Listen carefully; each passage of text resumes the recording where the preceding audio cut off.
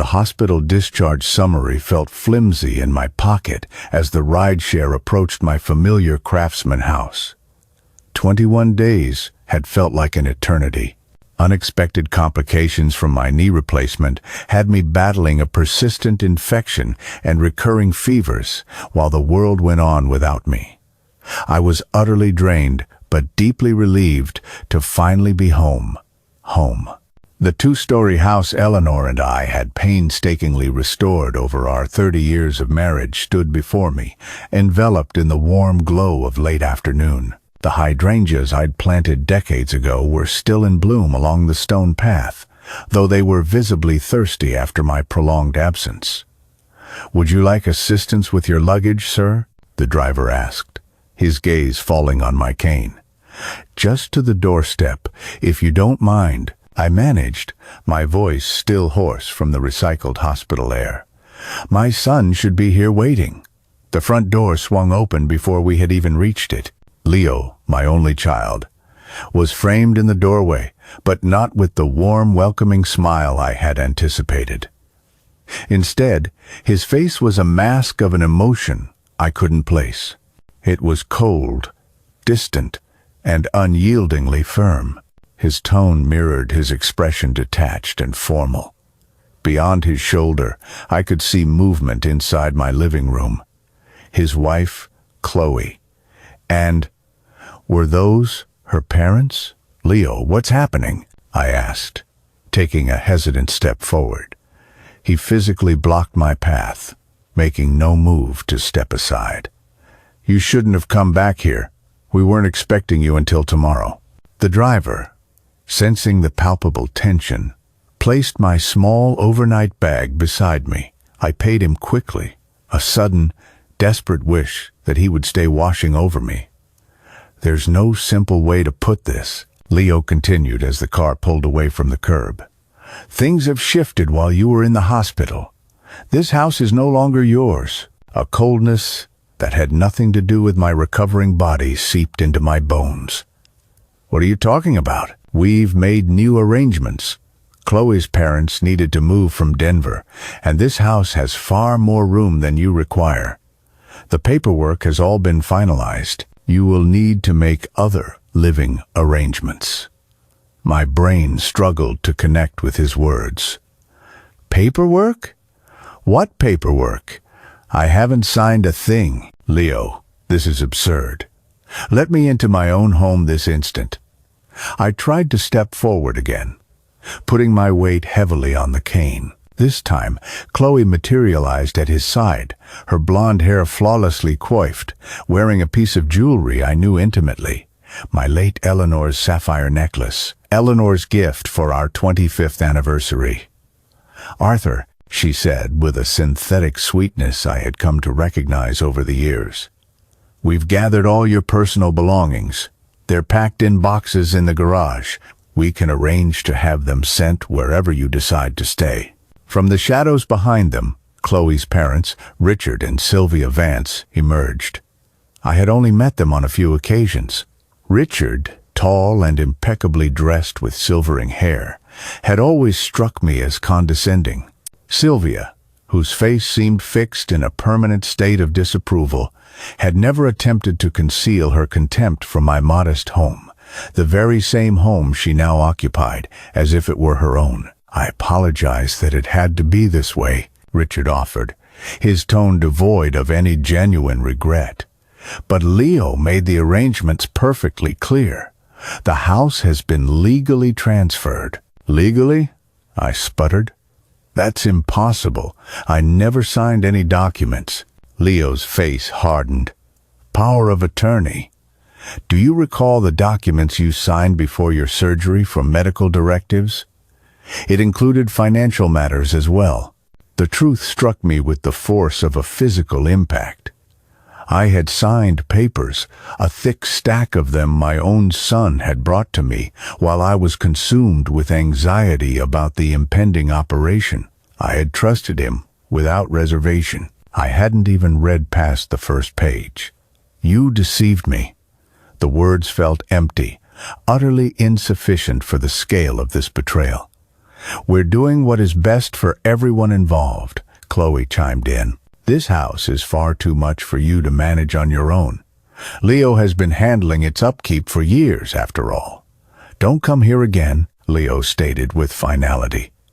We will have your things delivered. This decision is not open for discussion. I stood there, leaning on my cane, staring at the son I had raised, the little boy I had read bedtime stories to, the teenager I had taught to drive, the young man whose university tuition I had covered by working overtime. He was now a stranger who happened to have my son's face. This is illegal, I said softly, and you're well aware of it. It's a done deal, he replied icily. Don't make this any more difficult than it needs to be. Something inside me fractured then, but not in the way they anticipated, not into tears or pleas for mercy. Instead, a frigid clarity washed over me, a crystallization of purpose I hadn't felt since my years overseeing banking compliance. Enjoy it then, I said plainly, turning away. Enjoy every bit of it. The look of confusion on their faces at my composed departure was almost worth the crushing devastation. Almost, as I limped back to the curb where I'd wisely asked the driver to wait. I took out my phone. Not to contact the police. Not yet. That would be handled later. On my own schedule, on my own terms. Instead, I sent a single text to David Chen, Plan B. Now, after spending 3 weeks fighting for my life in a hospital, I had come home to discover my own son had betrayed me in the most inconceivable way. With my cane still supporting my weakened frame, I had to face the brutal reality that he and his wife had handed my cherished home over to her parents. What they couldn't possibly understand was that my calm, enjoy it, wasn't a sign of surrender. It was the declaration of my counteroffensive. The downtown Denver hotel room was sterile and impersonal, but it was clean, a temporary sanctuary, while I marshaled my strength and my thoughts. My hands still shook as I sat on the bed's edge, staring at my phone. David had replied almost instantly. On it. Stay safe. I'm on my way. David Chen and I had been friends for 40 years, ever since our university days. He had gone on to become a formidable attorney, while I built my career in banking compliance. After Eleanor passed away, he had helped me put my affairs in order with a meticulousness born of our shared professional skepticism. Always have a contingency, he had advised, especially when family and finances are involved. At the time, I had thought he was being overly cautious. Now, his foresight felt eerily prophetic. A quiet knock at the door signaled his arrival. Despite the late hour, David looked impeccable in his tailored suit, his salt and pepper hair neatly styled. His expression, however, was one of pure rage. "Those absolute predators," he hissed, enveloping me in a careful hug, mindful of my still mending knee. "Are you all right, physically or emotionally?" I attempted a smile that felt foreign on my face. "Both," he replied, setting his briefcase on the desk and starting to unpack files with practiced efficiency. "I'm on my feet, which is something. The rest..." I sank back onto the bed. I keep expecting to wake up and find this was all just some fever dream from the infection. David's expression softened for a moment, before his professional demeanor returned. "I've already set things in motion. The trust documentation is ironclad. Eleanor was nothing if not thorough. The transfer of the house won't hold up under legal scrutiny." "How long?" I asked. "To invalidate their fraudulent claim? A few weeks.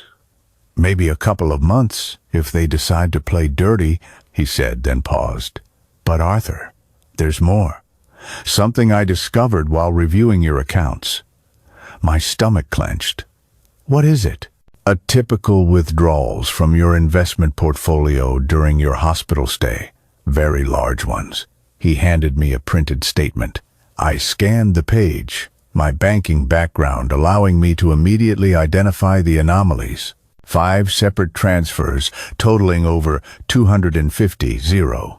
All were directed to accounts I had never seen before. All were authorized with digital signatures, supposedly from me while I was barely lucid in the ICU.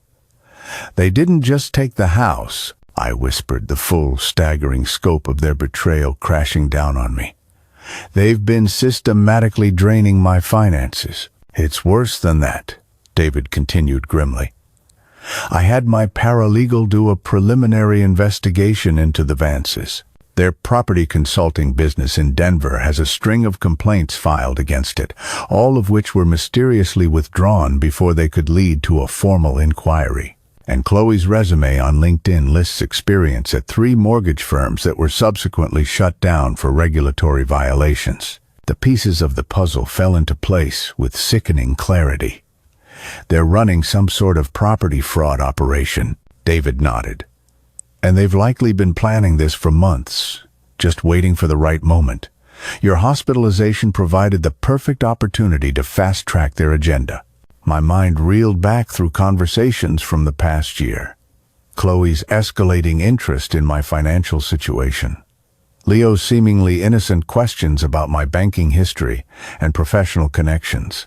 The groundwork for this betrayal had been laid long before my surgery. Leo, I said, the name catching in my throat. Do you think he's aware of what they're doing? David's silence was a clear enough answer.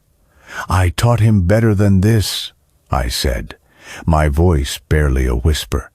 His mother taught him better. People change, Arthur, especially when significant money is on the line. David's tone was gentle but firm. The question now is, what do you want to do about it? I closed my eyes, feeling the immense weight of my 67 years of building a career, a family, a home pressing down on me. When I opened them again, something inside me had hardened. Everything, I said. I want to do everything possible to reclaim what is mine and ensure they face the consequences for their actions. All of them. Even Leo. David's eyebrow arched slightly. No paternal protection clause? He made his choice.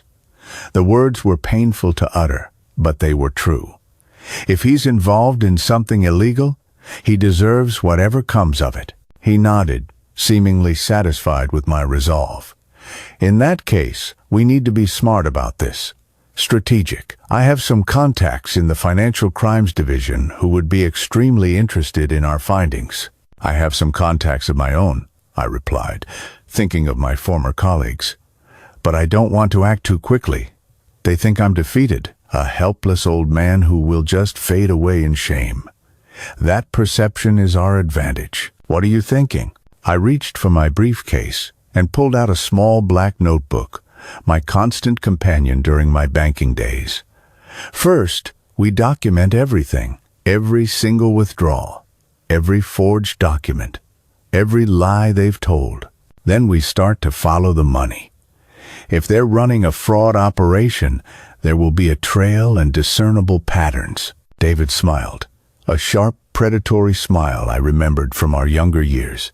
And then, I said, a surge of cold determination coursing through me, we spring the trap when they are least expecting it. As we started to outline our strategy, my phone buzzed with a text message from Leo. Dad, we need the passwords to your investment accounts to transfer the remaining funds for your ongoing care. Please send them as soon as possible. I showed the message to David, who shook his head in disgust.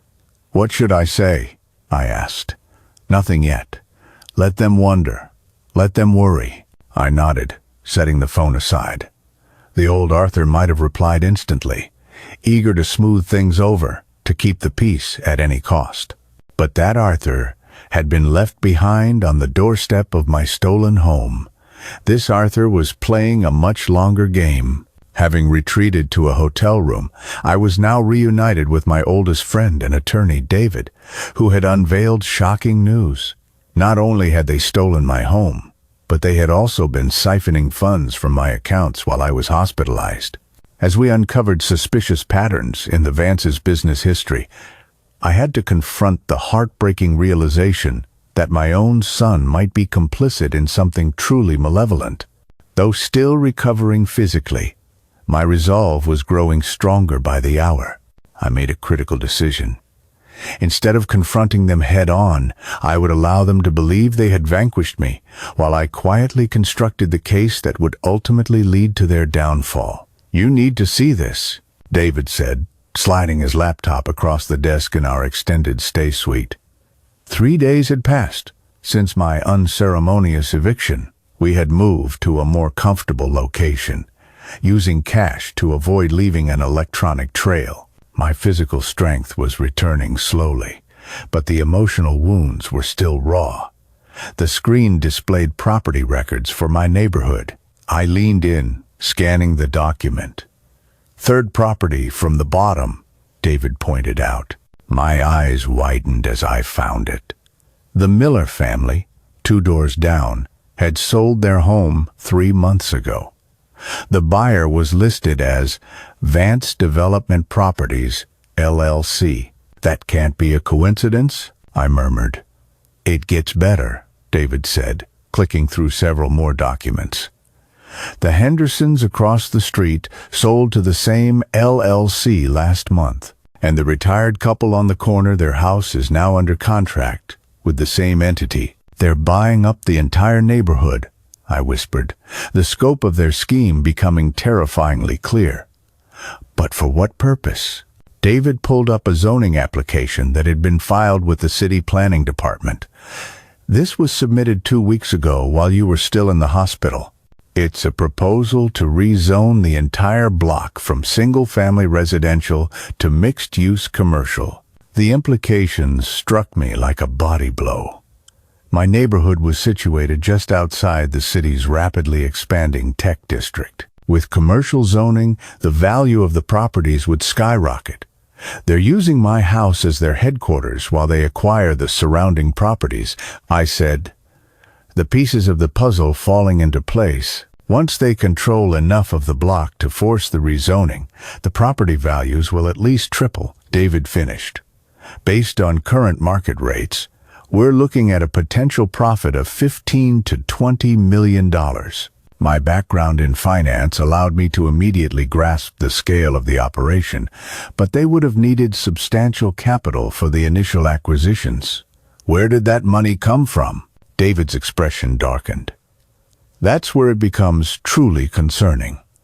I had an investigator friend pull some records. The Vances have a history of this in Denver. They identify vulnerable property owners, primarily elderly individuals or those in financial distress, and then use predatory lending tactics to seize control of their properties." "Mortgage fraud," I said, the term chillingly familiar from my banking days. "Precisely. They offer refinancing deals that sound too good to be true, use falsified appraisals to inflate property values, and then structure the loans in a way that makes default inevitable. When the homeowners can't pay, they swoop in and acquire the properties for a fraction of their actual worth." I thought of my neighbors, many of whom were aging, living on fixed incomes in homes they had owned for decades. They were perfect targets. And my accounts, the money they've been transferring, that was their initial capital. "Most likely," David confirmed. "They needed funds to make the first down payments and cover their expenses until the scheme paid off. Your investment portfolio was a convenient and accessible source." The calculated cruelty of it all took my breath away. They weren't just taking my home and my money, they were using them to victimize my entire community. These were people who had attended Eleanor's funeral, who had brought me meals when I was first widowed.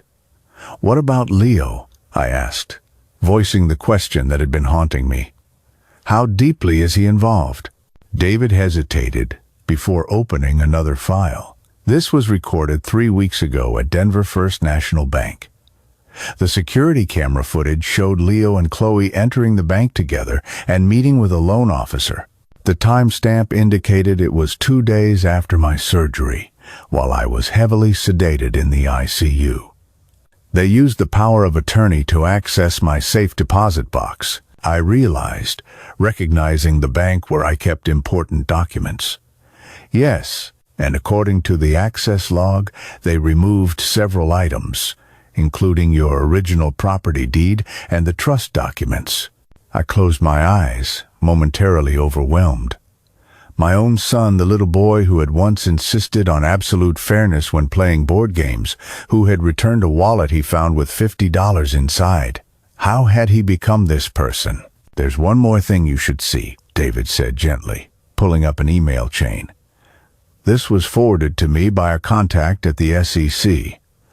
They've had the Vances on their radar for some time. The emails were between Chloe and her father, dating back nearly 8 months. They discussed their plans in thinly veiled language, identifying target properties in my neighborhood, assessing which homeowners might be vulnerable, and most disturbingly, specifically mentioning my house as their operational center, once they secured access. One particular line made my blood run cold. "He's still hesitant, but coming around. Father unlikely to recover fully from planned surgery." Timeline accelerated. "Planned surgery?" I repeated the words, my voice barely audible. My knee replacement wasn't an emergency. It was scheduled months in advance. "Arthur," David's voice held a note of caution, as if he were trying to prepare me for a blow. "They were waiting for this," I continued, the horrible truth dawning on me. "They knew I would be vulnerable after the surgery. They were counting on it. We don't know if Leo understood the full extent." "Stop." I held up my hand, unable to bear any more excuses for my son. "He knew enough. He knew they wanted my house and my money. He knew they were planning something while I was incapacitated." The pain of this realization was sharper than any surgical incision. My own child had not only betrayed me, but had done so with cold calculation and foresight. I stood up, ignoring the protest from my healing knee, and walked to the window. The city skyline glittered in the evening light, indifferent to the small human tragedy playing out in its shadow. "What do you want to do?" David asked quietly. I turned back to him, my decision crystallizing with perfect clarity. "I want justice," I said simply. "Not just for me, but for everyone they've targeted or planned to target. And I want my house back." David nodded, his expression grave but determined. "Then we'll need to move carefully. They think they've won. That gives us the element of surprise."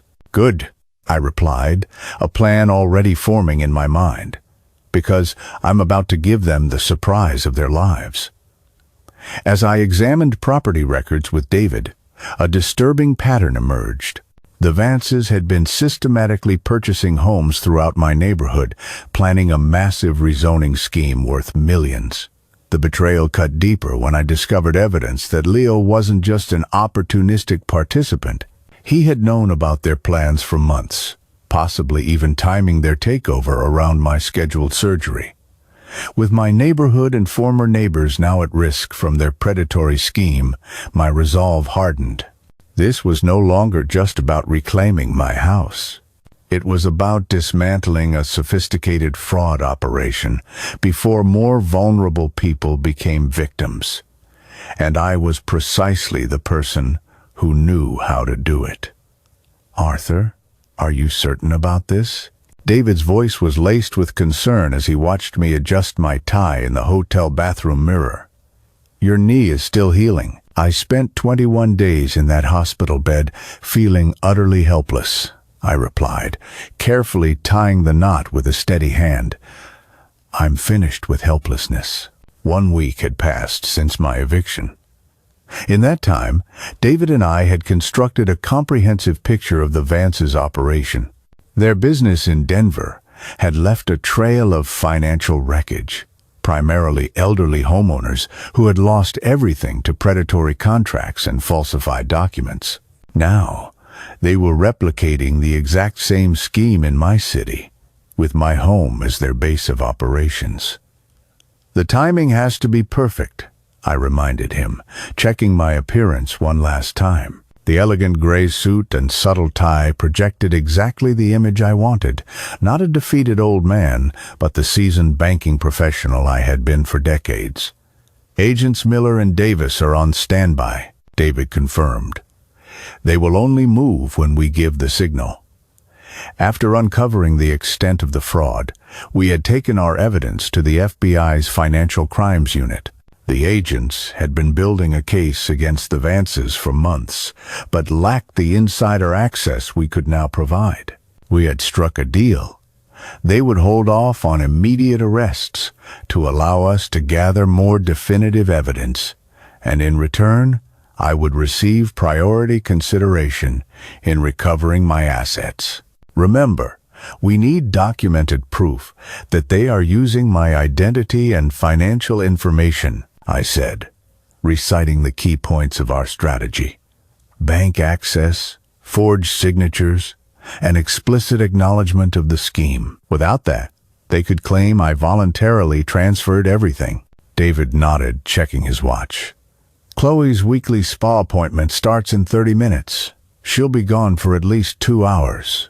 Richard and Sylvia are at a real estate showing across town, and Leo is at work until 5, according to his calendar. Perfect. My son's predictable schedule, something I had once found endearing, was now a tactical advantage. I took a deep breath, centering myself. Let's go. The rideshare dropped me 2 blocks from my house. I walked slowly, using my cane more for the appearance of frailty than for actual support. The neighborhood looked the same as always. Manicured lawns, historic homes, the giant maple tree on the corner where Leo had once built a treehouse. Yet everything felt different, tainted by the knowledge of the corruption festering beneath the surface. As I approached my house, I noticed subtle changes. The hydrangeas I had tended for years had been torn out, replaced with generic, soulless landscaping. The porch swing Eleanor and I had restored together was gone. The transformation had already begun, erasing our family's imprint. I didn't go to the front door. Instead, I walked around to the side entrance, the one leading to the workshop that, in my rush to leave for the hospital, I had forgotten to double lock. It had been our family's secret for years. Leo used it as a teenager to sneak in past curfew, thinking I never knew. The key I kept hidden under a loose stone turned smoothly in the lock. I stepped inside quietly, hearing unfamiliar voices coming from my study. Following the sound, I paused outside the partially open door. "The Miller closing is scheduled for Friday," said a male voice I recognized as Richard Vance.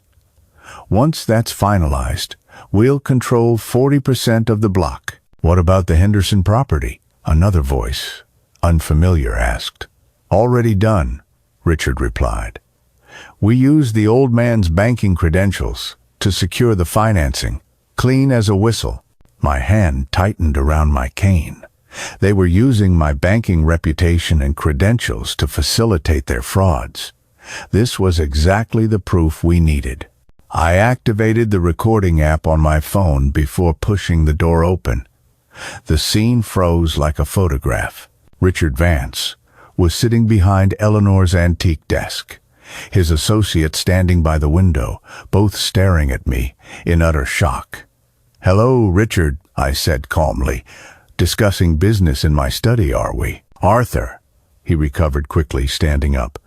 "This is unexpected. How did you get in?" "Through the door," I replied simply. "The one to the house that still legally belongs to me." His associate, a nervous-looking man in his 30s, glanced between us. "Should I come back later, Mr. Vance?" "No need," I said before Richard could respond.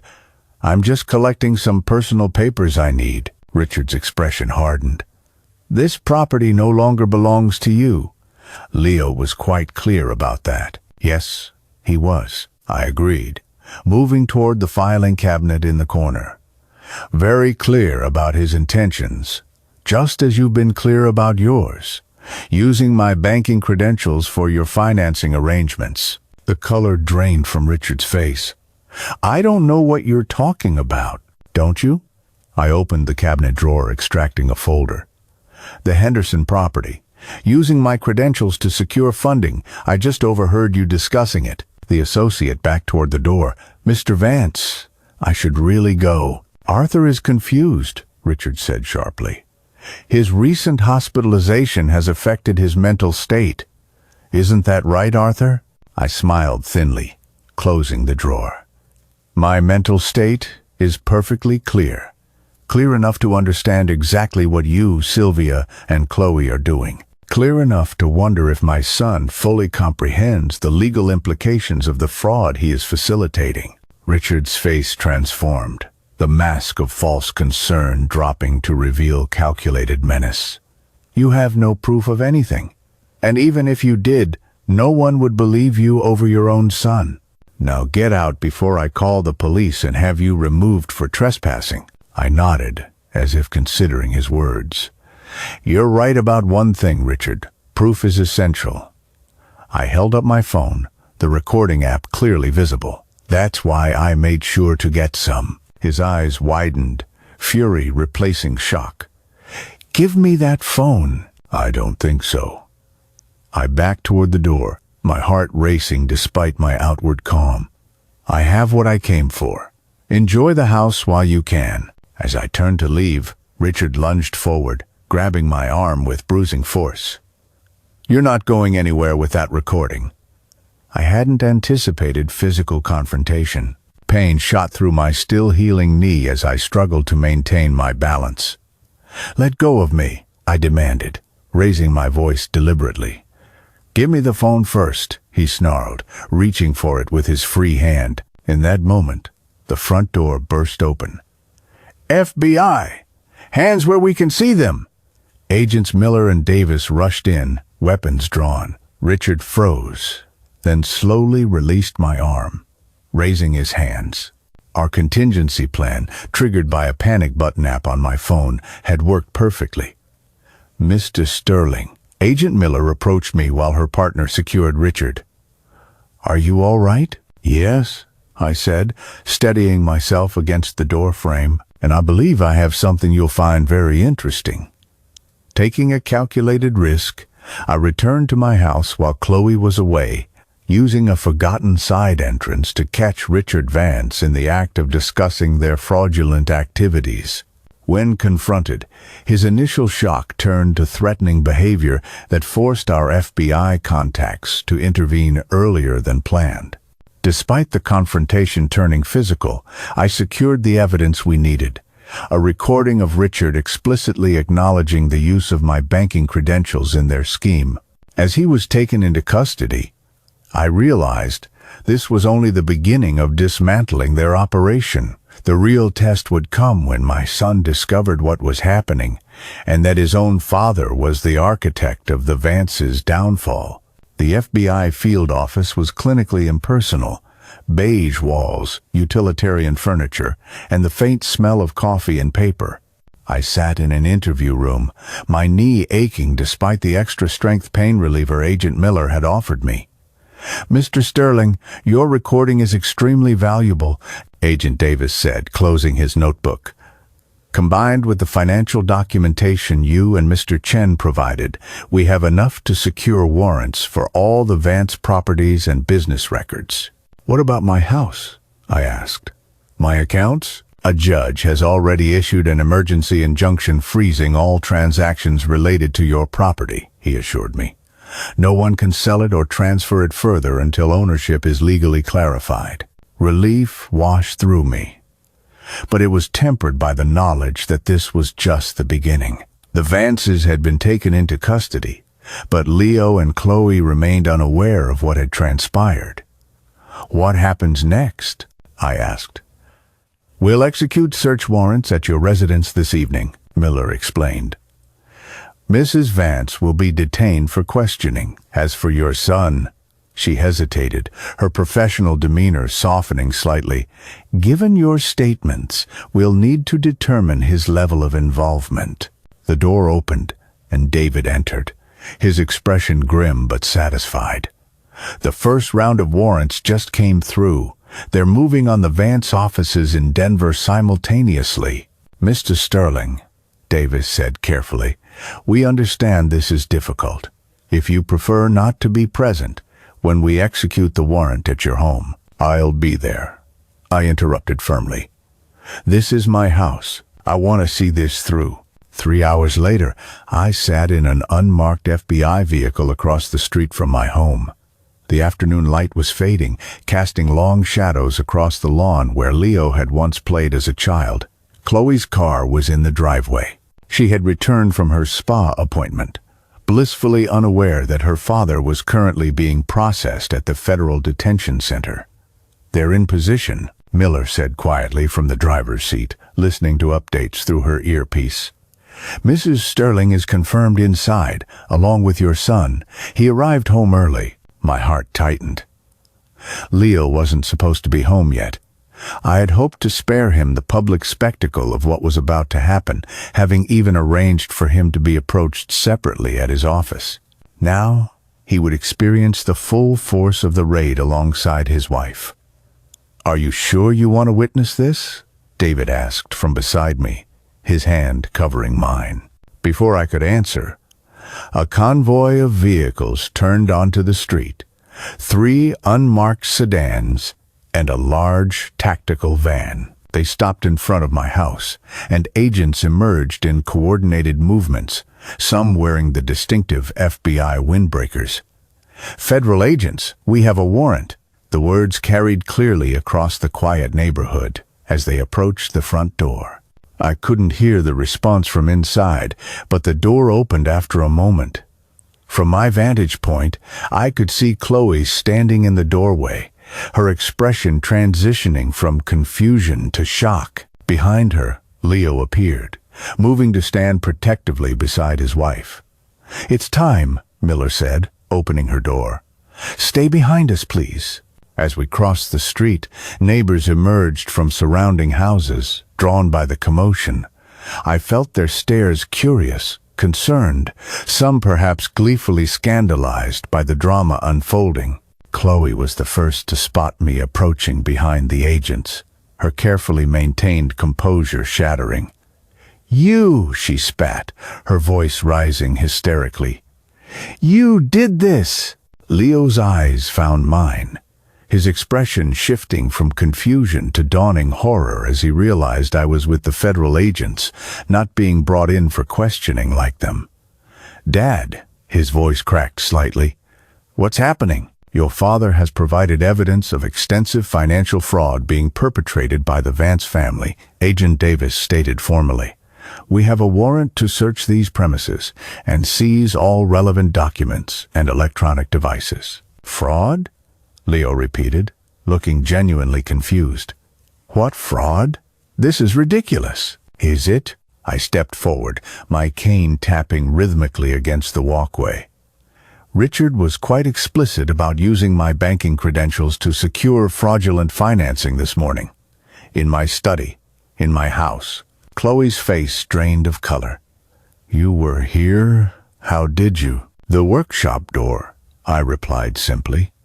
"Some things you never bothered to learn about this house, Chloe. Like the fact that it legally belongs to an irrevocable trust established by my late wife, which can't be transferred without the signatures of all trustees, including David, who most certainly never signed anything." Leo looked between his wife and me, his expression increasingly desperate. "Dad, there's been a misunderstanding. We were trying to help you by stealing my house, draining my accounts, setting up your in-laws to run their property scheme, using my financial reputation." My voice remained steady, despite the emotion churning beneath. "That's not help, Leo. That's fraud. That's theft." "Mrs. Sterling, we need you to come with us for questioning," Miller interjected, gesturing toward one of the vehicles. Chloe's shock gave way to calculated composure. I want my attorney present. I'm not saying anything without representation. That's your right, Davis acknowledged, before turning to Leo. Mr. Sterling, we'll need to speak with you as well. I don't understand, Leo said, his voice hollow. Dad, what have you done? The question, so fundamentally backward, so revealing of his inability to recognize his own culpability, struck me like a physical blow. What have I done? I repeated, meeting his gaze directly. I've protected myself and others from people who believe they can take whatever they want without consequences. I taught you better than this, Leo. Your mother taught you better. As agents began leading Chloe toward a waiting vehicle, she turned back with unexpected venom. You think you've won?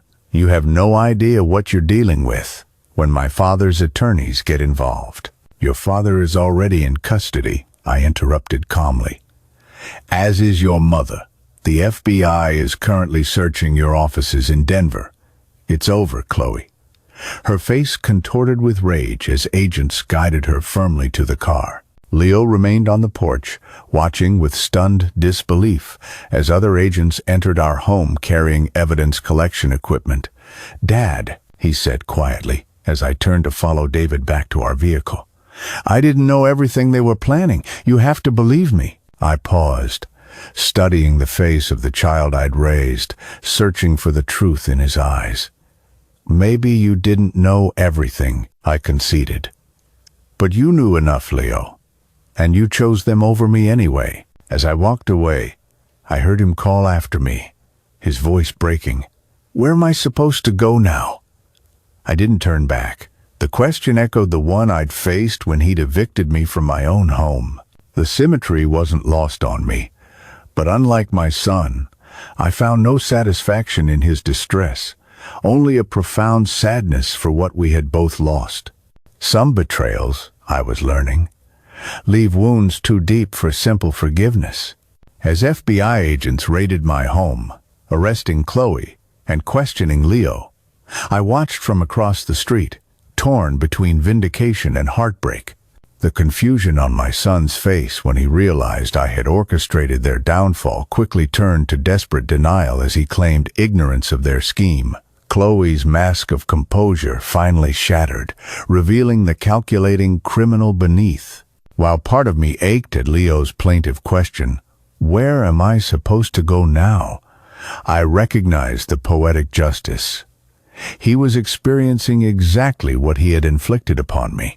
Some lessons come at a terrible cost, but as I walked away from the home I would soon reclaim, I knew this confrontation was just the first step in a longer journey toward justice and, perhaps someday, healing. You should eat something, Arthur. David pushed a container of soup toward me across the hotel room desk that had become our makeshift office. 3 days had passed since the FBI raid, 3 days of statements, evidence reviews, and legal proceedings that left little time for processing the emotional aftermath. I'm not hungry, I replied, sorting through the latest batch of documents David had brought from his office. You haven't been hungry for days, he persisted. Your body is still healing. You need your strength. I sighed, knowing he was right. The stress and physical strain had taken their toll. Reluctantly, I opened the container and took a spoonful of the chicken soup. Better, David nodded, satisfied. Now, we should discuss the meeting tomorrow. The meeting he referred to was my first face-to-face conversation with Leo since the raid. He had requested it through his attorney, a young public defender named Marcus Reed, who had contacted David yesterday. He claims he didn't understand the extent of the Vance's operation. David continued, his tone neutral. Says Chloe kept him in the dark about most of it. And the power of attorney he tricked me into signing? The transfers from my accounts? I couldn't keep the bitterness from my voice. Was he in the dark about those too? David's expression softened. I'm not defending him, Arthur. I'm just relaying what his attorney said. I set down the soup spoon, my appetite gone again. What else did this Mr. Reed say? Leo wants to cooperate fully with the investigation. He's offered to provide complete testimony about Chloe and her parents in exchange for consideration in his own case. He's turning on them. The realization shouldn't have surprised me, yet somehow it did. The Leo I thought I knew had always been loyal to a fault. Self-preservation, David suggested. The evidence against the Vances is overwhelming. He's making the smart legal move. And what does he want from me? I asked, though I suspected I already knew. Officially, nothing. The meeting is supposedly just to explain his side of things. David's skeptical tone made it clear he didn't believe this was the full story. Unofficially, my guess is he's hoping you'll speak to the prosecutors on his behalf. A father's plea for leniency could carry significant weight. I closed my eyes, suddenly exhausted beyond measure. The thought of facing Leo, of hearing his explanations and excuses, made my chest tighten painfully. "You don't have to meet with him," David reminded me gently. "You owe him nothing at this point." "I know," I said. "But I need answers, David. I need to understand how my son became someone who could do this."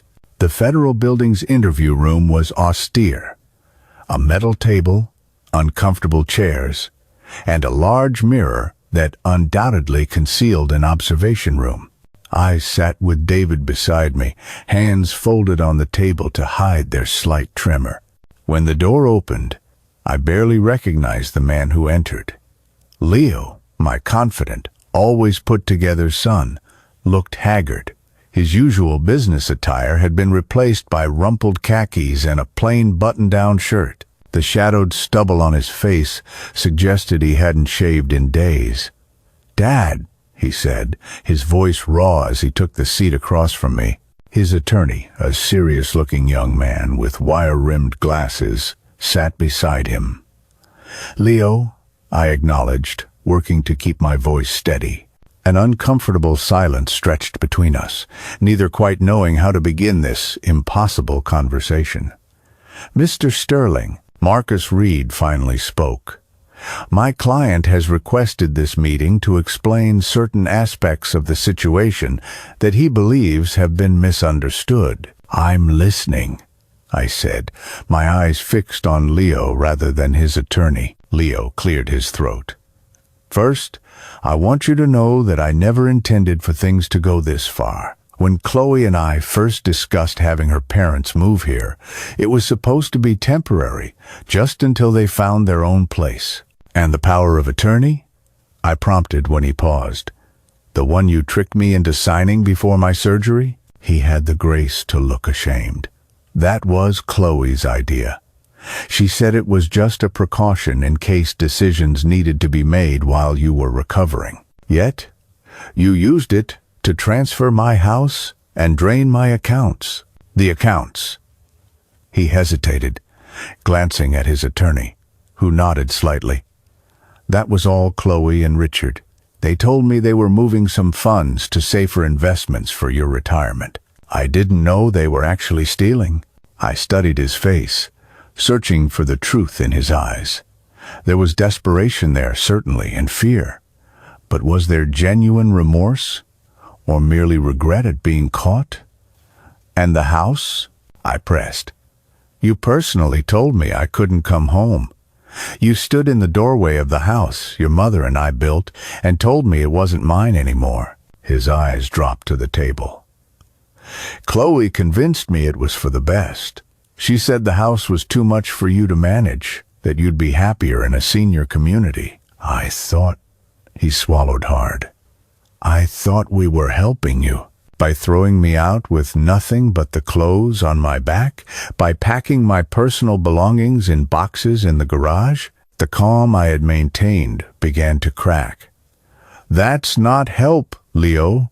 That's cruelty." "I know," he whispered. "I know that now. What did they have on you?" I asked suddenly, the question that had been nagging at me for days. "Chloe and her parents.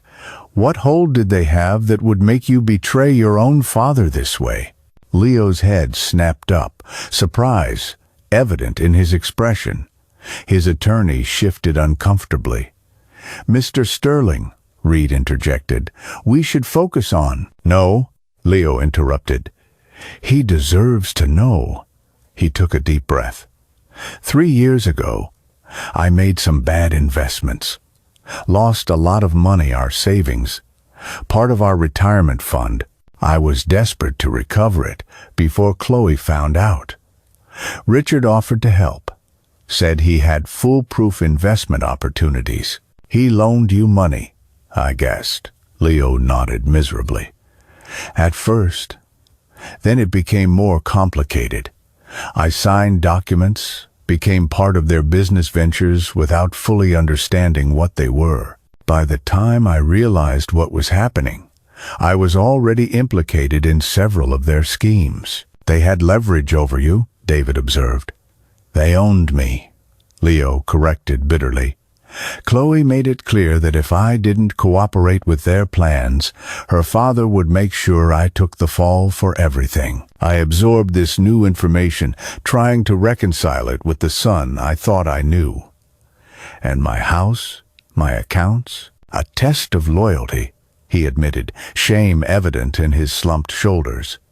"To prove I was committed to their operation. Chloe said once the neighborhood properties were rezoned, we'd make enough money to set you up comfortably somewhere else." "You believe that?" I couldn't keep the incredulity from my voice. "I wanted to believe it," he replied softly. It was easier than admitting what I was really doing. The raw honesty of that statement struck me. For the first time since this nightmare began, I glimpsed the son I remembered, the boy who, when caught in a lie, would eventually admit the truth, however painful. "Leo," I said carefully, "what exactly are you asking of me today?" He met my eyes directly for the first time. "Nothing, Dad.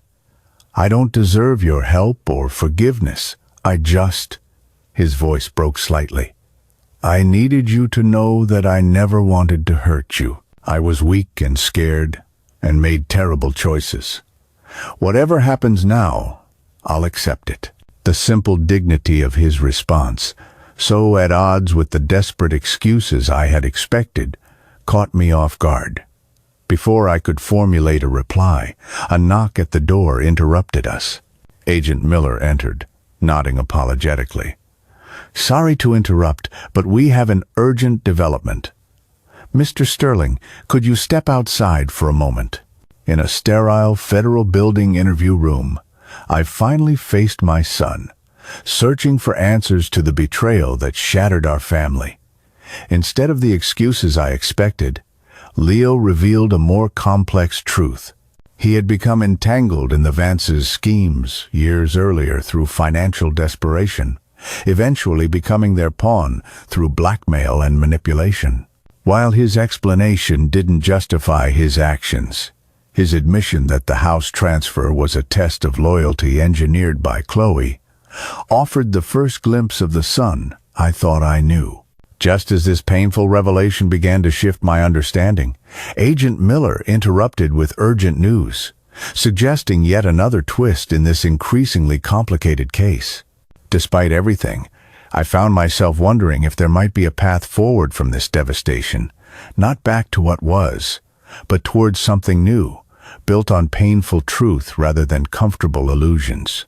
Agent Miller guided me to a small conference room down the hall, with David following closely behind. The agent's usual composed demeanor seemed slightly rattled, which immediately put me on alert.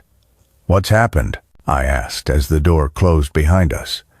"We've been executing additional search warrants related to the Vances' business records," Miller explained, placing a file folder on the table. "A team in Denver discovered something you need to see." She opened the folder and extracted several photographs, laying them carefully in front of me. I leaned forward, studying the images with growing confusion. They showed a private hospital room, medical equipment, and a patient in a bed. "I don't understand," I said, looking up at Miller. "What does this have to do with?" The words died in my throat as I looked more closely at the final photograph. The patient was me, unconscious, connected to monitors clearly in the ICU during my recent hospitalization. These were found in a hidden safe in Richard Vance's Denver office, Miller explained quietly, along with these. She placed another set of documents on the table. Medical charts, doctor's notes, medication orders, my medical records, which should have been securely protected at the hospital. How did they get these? David asked, his legal mind immediately grasping the implications.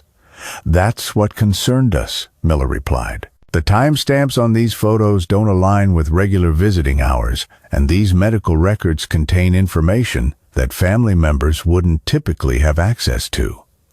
A chill ran through me as I processed what she was suggesting. Someone inside the hospital was working with them. Miller nodded grimly. We've identified a nurse who accessed your records repeatedly during times when neither Leo nor Chloe was present. Phone records show multiple calls between this individual and Richard Vance. But why? I asked, struggling to understand.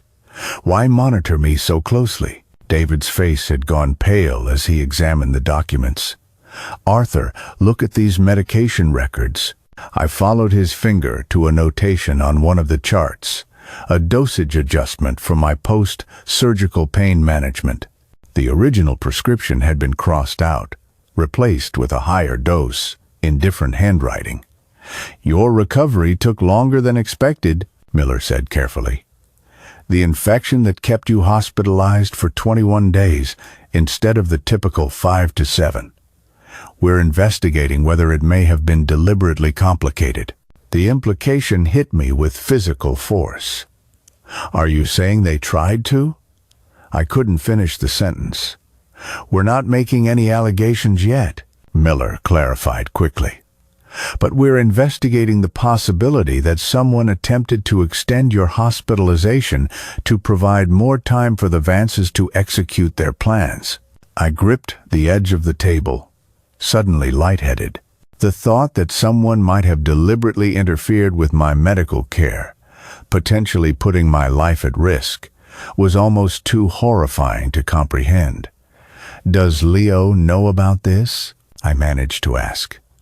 Not yet, Miller replied. We wanted to inform you first, given the personal nature of this discovery. David placed his hand over mine, his expression grave. Arthur, if someone deliberately compromised your care, that elevates this case significantly. We're no longer talking about fraud and elder abuse, but potentially attempted. I know, I interrupted, unable to hear the words spoken aloud. The possibility was too monstrous to face directly. There's one more thing, Miller continued reluctantly. We found a life insurance policy taken out on you 6 months ago.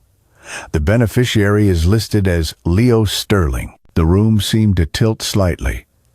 Leo knew, I whispered, the last fragments of hope from my son crumbling away. He had to know. Not necessarily, Miller cautioned. The policy application bears his signature, but we've already identified several forged documents in this case. We'll need to investigate further before drawing conclusions. I closed my eyes, trying to steady myself against this new wave of betrayal. If Leo had known about these machinations, if he had been complicit in potentially threatening my life, then everything he had just told me in the interview room was a lie. The glimpse of my real son I thought I'd seen was nothing but another manipulation. I need to see him again, I said, opening my eyes with newfound resolve. Right now. Mr. Sterling, given this new information, we strongly advise against. Miller began. I need to see his face when he learns about this, I insisted. I'll know whether he knew. After a lifetime as a father and 2 decades as a compliance officer, I had developed an almost preternatural ability to detect deception. I needed to look into Leo's eyes when this bombshell dropped. Miller hesitated, then nodded. We were planning to question him about these discoveries anyway. If you insist on being present, we can arrange it. When we returned to the interview room, Leo and his attorney were in a hushed conversation. They fell silent as we entered, both looking up expectantly. "Mr. Sterling," Miller began formally, "we've discovered evidence that requires an immediate explanation." She laid out the photographs and medical records on the table. Leo's expression shifted from confusion to shock to horror as he processed what he was seeing. "What is this?" he whispered, looking up at me with wide eyes. "Dad, what is this?" "Photos of me in the ICU," I replied, watching his face intently. "Medical records that should have been private. Evidence suggesting someone may have deliberately extended my hospitalization." That's not possible," he stammered, genuinely horrified, if my instincts were correct. "I would never." "And a life insurance policy," Miller continued relentlessly, "taken out on your father 6 months ago with you listed as the beneficiary." Leo's face drained of all color. "I never took out any life insurance policy on my father. Never." His attorney leaned forward, instantly alert. "Agent Miller, my client has been cooperating fully. If you're suggesting he was involved in some kind of—" "I'm not suggesting anything yet," Miller interrupted. "I'm asking for an explanation of these documents." "I can't explain them because I had nothing to do with them." Leo's voice rose in panic. "Chloe handled all our insurance matters. She said we were updating our own policies. I signed whatever she put in front of me." The raw fear in his eyes, not just fear of consequences, but genuine horror at what had been done, told me more than any words could. My son had been weak, foolish, and morally compromised. But I didn't believe he had knowingly participated in a plot that might have endangered my life. "Do you realize what this means, Leo?" I asked quietly. "Your wife and her parents may have been planning something far worse than stealing my house." He covered his face with his hands, his shoulders beginning to shake. "Oh, God," he whispered, "what have I done? What have I allowed to happen?" As I watched my son confront the true depths of his wife's betrayal, I felt an unexpected wave of pity. Leo had made terrible choices, had betrayed me in ways that might be unforgivable, but he was also a victim of the Vance's manipulation, a pawn in a game far darker than even he had realized. "I need to amend my statement," Leo said suddenly, looking up at Miller with newfound determination. "I need to tell you everything I know about Chloe and her parents. Everything." A devastating revelation shattered what little remained of my world. Evidence suggesting the Vances may have deliberately complicated my medical recovery, possibly even putting my life at risk. Most shocking of all was the discovery of a life insurance policy on me with Leo as the beneficiary. When confronted with this evidence, my son's genuine horror and shock told me what I desperately needed to know. While he betrayed me terribly, he was not complicit in this most monstrous aspect of their scheme. As Leo faced the true nature of his wife's actions, his determination to reveal everything suggested there were even darker secrets yet to be uncovered. Despite my lingering anger, I found myself wondering if somewhere in this nightmare there might be the first fragile seeds of redemption. Not forgiveness yet, but perhaps understanding. 17 properties. Agent Davis spread a map across the conference room table. All acquired through the same fraudulent methods. All funneled through shell companies connected to the Vances.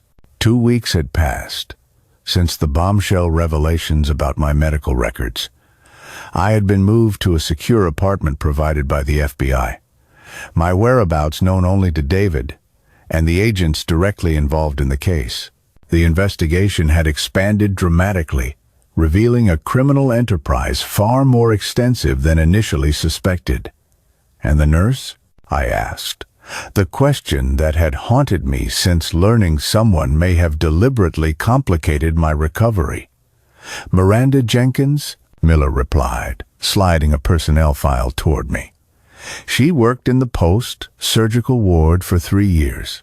We've confirmed she received multiple payments from a Vance shell company totaling over 25 in the past 6 months. Has she confessed to tampering with my medication? I needed to know the full truth, however painful. Davis and Miller exchanged glances. She's cooperating, Davis said carefully. According to her statement, she was instructed to ensure an extended recovery period by adjusting certain medications and introducing a mild bacterial contaminant during 4 changes. My stomach turned at the clinical description of what amounted to calculated harm. She could have killed me. She claimed she calibrated the contamination to cause extended hospitalization without life-threatening complications, Miller added, disgust evident in her tone, as if that somehow mitigated what she did. And Chloe arranged this. The question felt almost rhetorical.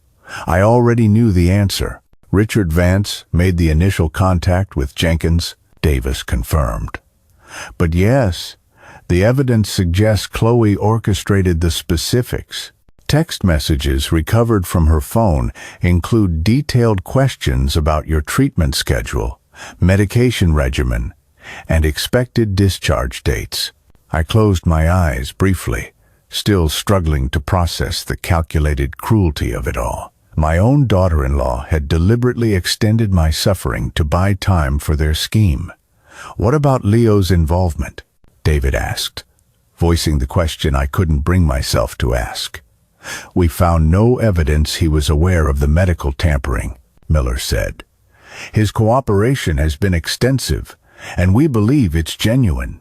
The prosecutor is considering his testimony crucial to building the case against the Vances. A small mercy, then. My son had betrayed me, but he hadn't conspired to harm me physically. The distinction felt important, though it didn't erase the pain of his actions.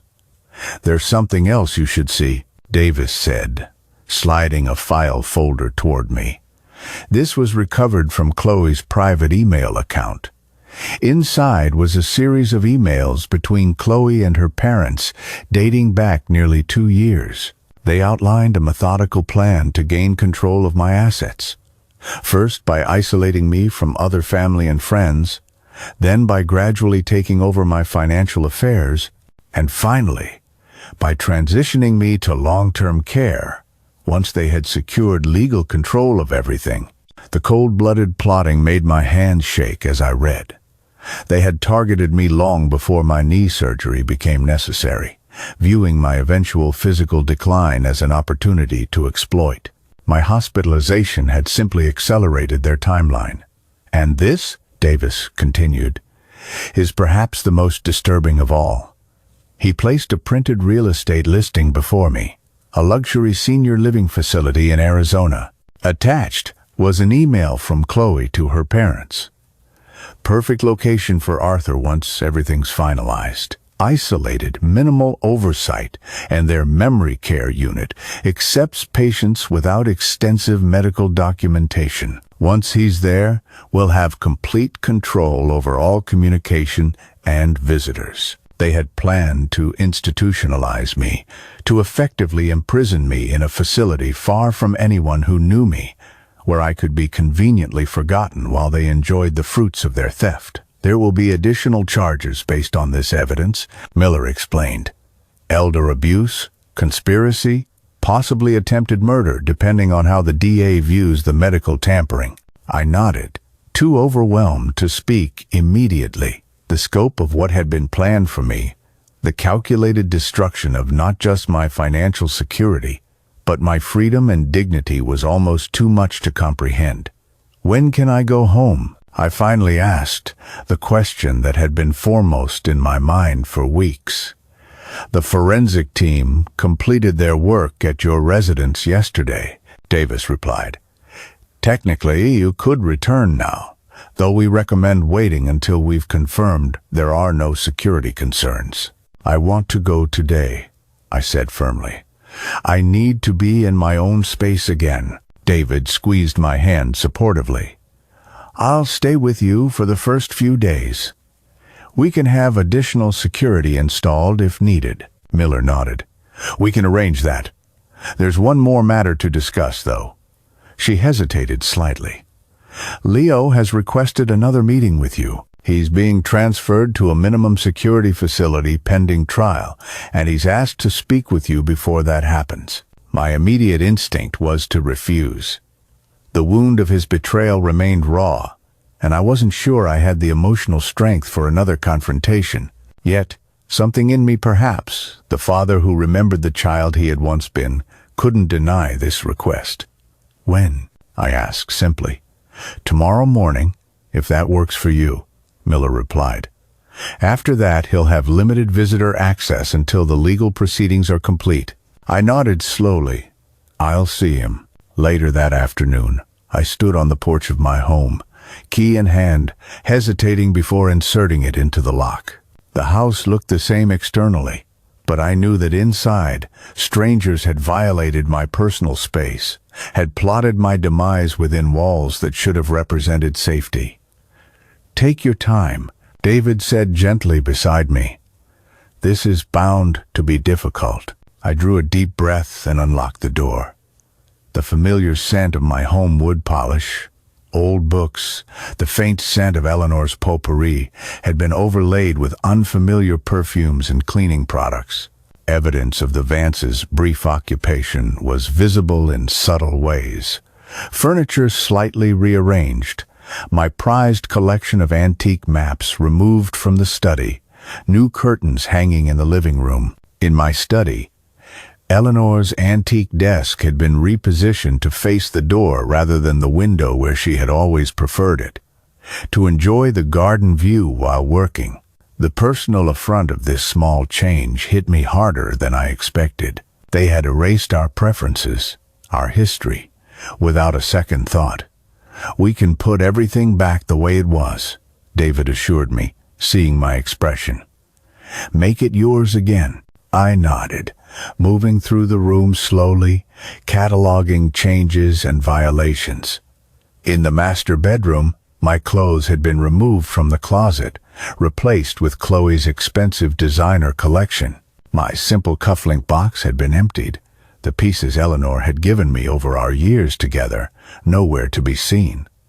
The FBI recovered most of your personal items from the Vance safe deposit box. Miller had told me earlier.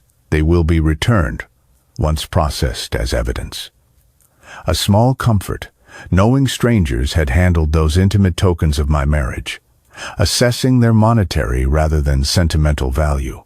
In the kitchen, my collection of handwritten recipe cards, including my mother's and grandmother's irreplaceable originals, had been discarded, replaced with sleek, modern cookbooks that had clearly never been used. The slight felt personal, an erasure of family history that struck deeper than the financial theft.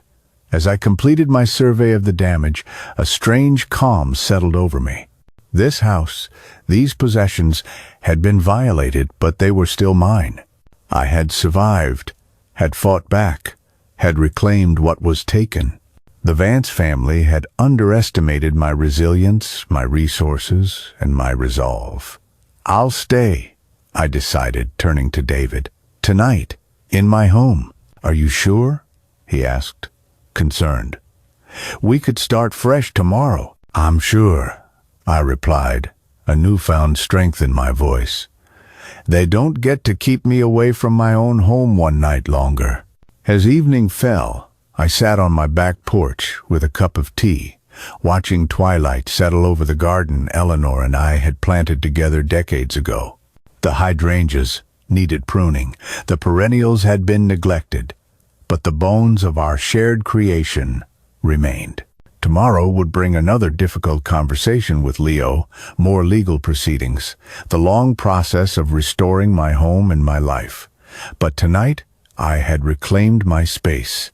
It was a beginning. As the investigation deepened, I was confronted with a horrifying truth. Chloe and her parents had orchestrated a scheme far more sinister than mere theft. Evidence revealed they deliberately complicated my medical recovery through a corrupt nurse, planned to institutionalize me in an isolated facility. and had been targeting me for nearly 2 years. While Leo appeared innocent of the most disturbing aspects of their plot, the calculated cruelty of what was intended for me was almost too monstrous to comprehend. Standing in my violated home, seeing how they had erased evidence of my life and marriage, I faced the long road of reclaiming not just my property, but my sense of safety. Tomorrow would bring another confrontation with my son before he was transferred to a facility awaiting trial. A conversation I dreaded but could not avoid, if I were ever to understand how our family had unraveled so completely. The detention center's visitor room was brighter than I expected, with fluorescent lights reflecting off pale yellow walls in a misguided attempt at cheerfulness. Leo sat at a small table, dressed in a standard-issue jumpsuit that hung loosely on his frame. He'd lost weight in the weeks since his arrest. His face was gaunt, his eyes shadowed by sleepless nights. "Thank you for coming," he said as I took the seat across from him. No attorney present this time, his choice, I'd been told. "You wanted to see me," I replied, keeping my voice neutral. "I'm here," he nodded, his eyes dropping to his hands, which were clasped tightly on the table. "They told me about the nurse, about what Chloe and her parents planned for you." "Yes," I offered nothing more, waiting. "I swear to you, Dad," his voice cracked slightly. "I didn't know. I knew they wanted your house, your money. That was bad enough, unforgivable, but I never imagined they would." He trailed off, unable to articulate the full horror of what had been planned. "I believe you," I said simply. His head snapped up, surprise evident in his expression. "You do?" "About that specific part, yes. I've seen enough evidence to believe you weren't aware of their plans to harm me physically or institutionalize me." I kept my tone measured, factual. "But you were aware of their plans to take everything I owned. You participated willingly in that theft." He flinched, but didn't deny it. "Yes." "Why?" "Leo." The question that had haunted me for weeks finally emerged. "You grew up with every advantage. Your mother and I taught you about integrity, about respecting others. What happened to that boy?" Leo was silent for a long moment, seemingly gathering the courage for what he needed to say. "I've asked myself that same question every night in my cell," he finally replied. "The easy answer is that I was weak, afraid of losing Chloe if I didn't go along with what she wanted, afraid of the financial consequences if her father exposed my involvement in their earlier schemes. And the hard answer?" I pressed. "The hard answer," he said, meeting my eyes directly, "is that somewhere along the way, I started believing I deserved more than I had earned, that taking shortcuts was justified if it got me what I wanted." His voice was barely above a whisper now. "I became someone I don't recognize, someone Mom would have been ashamed of." The mention of Eleanor, who had been so proud of our son, who had held such high hopes for the man he would become, brought a sharp pain to my chest. "Your mother would indeed be disappointed," I acknowledged, "as am I. But I think what would disappoint her most is not that you made mistakes, but that you betrayed your own principles to cover those mistakes." Leo nodded, accepting this truth without defense. "The prosecutors have offered a plea deal, 5 years, reduced to 3 with good behavior, in exchange for my complete testimony against Chloe and her parents. Are you going to take it?" "Yes," he said without hesitation. "It's more mercy than I deserve." We sat in silence for a moment, the weight of consequences hanging heavy between us. My son would spend years in prison. The life he had known was gone forever. The bright future Eleanor and I had envisioned for him had dissolved into this sterile visitor room with its unforgiving fluorescent lights. "I found something in the house yesterday," I said, changing direction, "in the back of your mother's desk drawer." I reached into my coat pocket and removed a small worn envelope. "It's a letter she wrote to you before she died. She asked me to give it to you when I thought you needed it most.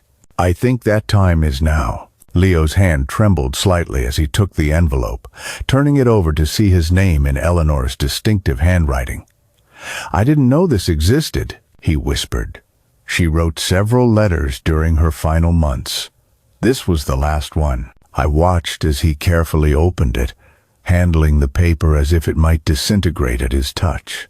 I remained silent as he read, watching a cascade of emotions play across his face. Grief, shame, and finally, something like resolve. When he finished, he folded the letter carefully and pressed it to his chest for a moment before returning it to the envelope. "Thank you for bringing this," he said, his voice steadier now. I needed to hear her voice again, even if the circumstances are. He gestured vaguely at our surroundings. "What will you do after?" I asked. "When you've served your time?" The question seemed to surprise him.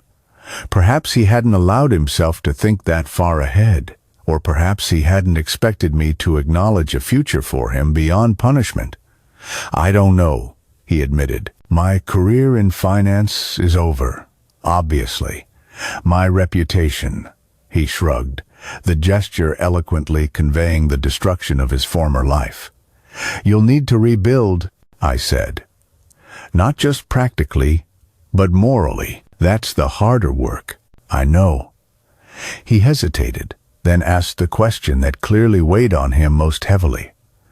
"Will you ever be able to forgive me, Dad?" I considered my answer carefully, unwilling to offer easy platitudes or false promises. Forgiveness isn't a single moment, Leo. It's a process. Right now, I'm still processing the hurt, the betrayal, the shock of discovering who you allowed yourself to become. I met his gaze directly. "I don't know if complete forgiveness is possible, but I do know this. You are still my son. Nothing changes that biological fact. What our relationship looks like moving forward will depend on the choices you make from this point on." He nodded, accepting this partial answer with surprising grace. "That's fair. More than fair." Our time was nearly up. A guard hovered nearby, ready to escort Leo back to his cell. As we stood to say goodbye, he asked one final question. "The house. Will you stay there? After everything that happened?" "Yes," I said with certainty. "It's my home. I won't let what they did chase me away from the life your mother and I built." "Good," he said softly. "Mom would want that." As I watched him being led away, shoulders straight despite the circumstances, I felt an unexpected sense of closure. Not healing that would take much longer, but the beginning of understanding. My son had made terrible choices, had betrayed me in ways that might never be fully repaired. But beneath the man who had participated in the Vance's scheme, fragments of the child I'd raised still existed. Outside the detention center, David waited in his car, a silent support I had come to rely on during these difficult weeks. "How did it go?" he asked, as I settled into the passenger seat. "As well as could be expected," I replied, gazing out at the autumn leaves swirling across the parking lot. "He's taking a plea deal, 5 years, potentially reduced to 3. And how do you feel about that?" I considered the question, allowing myself to fully examine my emotional response. Sad, relieved, angry still, but less so, mostly. I feel clear about what happened, about where we go from here. David nodded, understanding without needing further explanation. As we drove back toward my home, my true home, reclaimed and being slowly restored, I reflected on the journey of the past months. From the shock of betrayal to the fight for justice, from the horror of discovering what had been planned for me to this moment of fragile resolution, the road ahead remained complex. The legal proceedings against Chloe and her parents would continue for months. The process of fully securing my assets and rebuilding my life would take time. The relationship with my son, if it could be salvaged at all, would require years of careful reconstruction. But for the first time since awakening from surgery to discover my world had been shattered, I felt genuinely hopeful about the future. Not because the path would be easy, but because I had discovered strengths within myself I hadn't known existed. As we turned onto my street, the late afternoon sun illuminated my house, my home, with a golden light that seemed to promise new beginnings amidst the endings. In the harsh fluorescent light of a detention center visitor room, I finally heard the truth from my son. His admission of moral failure, his recognition of how far he had strayed from the values his mother and I had taught him. While he appeared genuinely horrified by the physical harm Chloe and her parents had planned for me, he accepted full responsibility for his role in stealing my property and assets. As he faced a plea deal that would send him to prison for years, I gave him one last gift from his mother.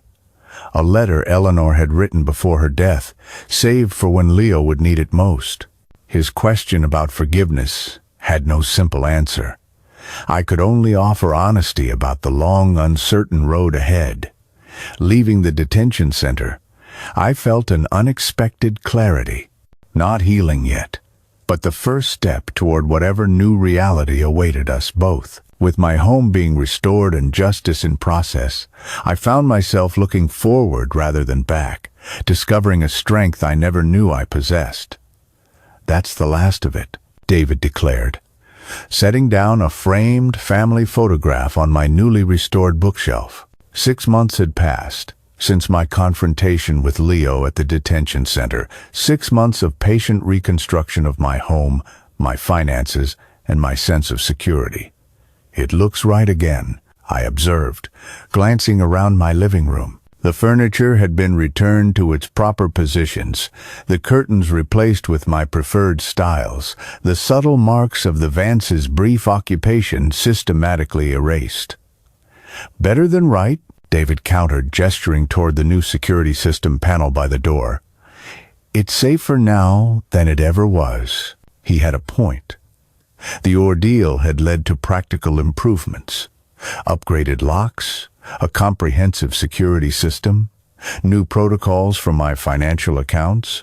The vulnerability that had allowed the Vances to infiltrate my life had been identified and fortified against future threats.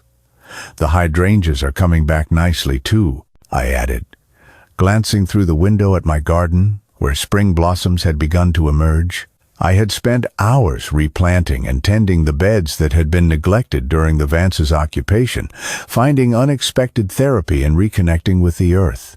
David smiled, recognizing the metaphor in my statement. "Yes, they are. Given proper care and time, remarkable recovery is possible." The past months had brought significant developments. Chloe and her parents had faced a cascade of federal charges: fraud, conspiracy, elder abuse, and attempted murder for the medical tampering. The evidence against them, bolstered by Leo's comprehensive testimony, had been overwhelming.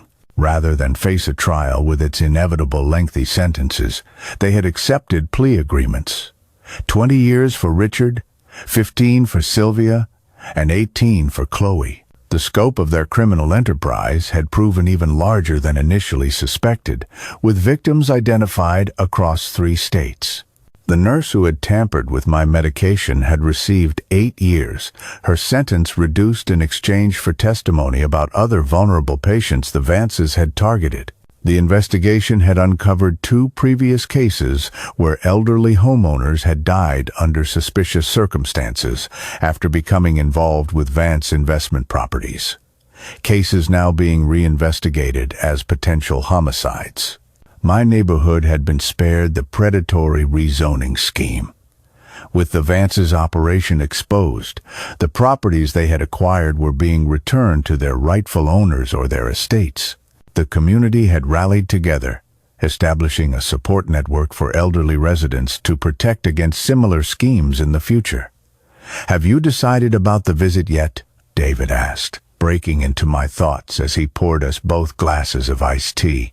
The visit he referred to was Leo's latest request. Now 3 months into his sentence at a minimum security facility, he had asked if I would consider seeing him again. His letters, sent weekly since his incarceration began, had been respectful of my boundaries, never presuming forgiveness, but consistently expressing remorse and detailing his efforts toward rehabilitation. "I think I'll go," I said, surprising myself with the certainty in my voice. "Not next week. I have the Historical Society fundraiser, but perhaps the week after." David nodded, his expression carefully neutral. "You seem more at peace with the idea than you were a month ago." "I had a dream about Eleanor last night," I explained, the memory bringing unexpected comfort. "We were sitting on the porch swing, just talking as we used to. She said something that stayed with me. Healing isn't about erasing the wound, Arthur. It's about finding purpose in the scar." "That sounds like Eleanor," David observed with a gentle smile. "Always finding wisdom in difficulty." "I woke up thinking about Leo," I continued, "about how some wounds can't be fully healed, but perhaps they can still lead somewhere meaningful. Not back to what was, but forward to something new." The doorbell interrupted our conversation. Through the security camera feed displayed on my new tablet, I saw a delivery person holding a large floral arrangement. "Are you expecting flowers?" David asked, moving toward the door. "No," I replied, suddenly wary. Old anxieties died hard, despite the security measures now in place. David checked the delivery person's credentials before accepting the arrangement. A beautiful bouquet of lilies and irises, my favorites. The card read simply, "Thinking of you on your birthday. Your neighbor, Eleanor." I smiled, touched by the thoughtfulness. Eleanor Jameson had moved into the house across the street 3 months ago. A retired literature professor with a quick wit and common interests. We had gradually developed a friendship over shared gardening tips and book recommendations. She had lost her husband around the same time as I had lost my Eleanor, creating an immediate bond of understanding between us. "That was kind of her," David remarked, admiring the arrangement. "You're building quite a community here." She was right. In the aftermath of the Vance scheme, I had made a conscious decision to strengthen my connections rather than retreat into isolation. The neighborhood book club I'd started now met monthly in my living room. The local senior center, where I volunteered twice weekly, had become a source of meaningful friendships. The garden club had welcomed my expertise on heritage roses, appointing me chair of their annual exhibition. These connections, genuine, supportive, freely chosen, had become my strongest protection against future vulnerability. "I've been thinking about the foundation," I said, changing subjects as we settled onto the porch swing with our tea. "Eleanor's Medical Research Foundation," I clarified, referring to the organization my wife had established before her death to fund research into the rare heart condition that had eventually taken her life. "What about it?" David asked. "I'd like to expand its mission," I explained. "Add a division focused specifically on elder protection, legal advocacy, fraud prevention, education, support services for victims." David's eyes lit up with interest. "Using your experience to help others in similar situations." "Exactly. The Vances had dozens of victims before they targeted me. Most didn't have my resources or knowledge to fight back. I want to change that equation for others." "It's a wonderful idea," David said warmly. "Eleanor would be proud." "I think so too," I agreed, gazing out at the neighborhood where I'd rebuilt my sense of home and safety. Finding purpose in the scar, as she would say. As the afternoon faded toward evening, we sat in comfortable silence, watching neighbors return from work, children play on nearby lawns, the rhythms of community continuing around us. The trauma of what had happened would never completely disappear. There would always be moments of heightened vigilance, echoes of betrayal that resurfaced unexpectedly. But those scars no longer defined my daily existence. They had become instead a source of wisdom, of deepened empathy, of renewed purpose. Later, after David had departed, I sat at Eleanor's desk, now restored to its proper position facing the garden window, and began drafting the framework for the foundation's new division. As I worked, I felt a sense of rightness, of coming full circle. The Vances had targeted me because they saw an elderly widower as inherently vulnerable, easily victimized. The foundation would transform that painful experience into protection for countless others. Tomorrow would bring new challenges, a meeting with the foundation board, preparations for my eventual visit to Leo, ongoing restoration of the garden that had suffered during my absence. But for the first time in many months, I looked forward to those challenges with genuine enthusiasm rather than mere determination. The phone rang, interrupting my work. Eleanor from across the street, calling to ensure the flowers had been delivered properly and to invite me to a chamber music concert the following weekend. As we chatted, I realized how profoundly my life had changed in the 6 months since reclaiming my home. The betrayal had broken something essential: my basic trust in family, in the inherent protection of familiar spaces. But from that breaking had emerged new strengths, new connections, a new purpose that might never have developed otherwise. Finding purpose in the scar, I murmured to myself after hanging up. Eleanor's wisdom echoing in my mind, not erasing the wound, but allowing it to transform into something meaningful, something that might, in time, become its own kind of beauty. 6 months after confronting Leo, I find myself in a season of unexpected renewal. As my home is restored and my garden begins to bloom again, I receive news that Chloe and her parents have accepted lengthy prison sentences. Their extensive criminal enterprise finally stopped. The neighborhood they targeted has banded together in mutual protection, while I've built new friendships and community connections that enrich my daily life. When Leo requests another visit at his minimum security facility, I decide, inspired by a dream of Eleanor, that I am ready to take this step, not toward erasing what happened, but toward finding purpose in the painful experience.